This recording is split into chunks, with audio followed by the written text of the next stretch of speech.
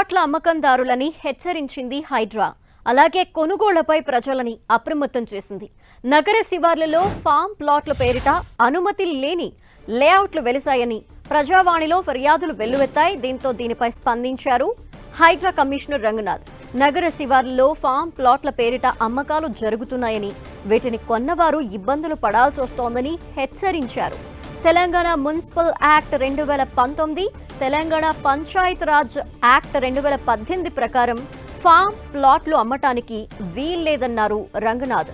రంగారెడ్డి జిల్లా రాజేంద్రనగర్ మండలం Lakshmiguda village survey number 50లోని 1.02 ఎకరాల్లో ఫామ్ ప్లాట్ల పేరిట లేఅవుట్ వేసి అమ్ముతున్నారని హైడ్రా ప్రజావాణికి ఫిర్యాదులందాయి. ఈ నేపథ్యంలో హైడ్రా కమిషనర్ రంగనాథ్ ప్రజల్ని అప్రమత్తం చేశారు. ఫామ్ ల్యాండ్ అంటే 2000 చదరపు మీటర్లు లేదా 20 గుంటల స్థలం ఉండాలని ప్రభుత్వం గతంలోనే నిర్దేశించిందని రంగనాథ్ ఈ సందర్భంగా వివరించారు.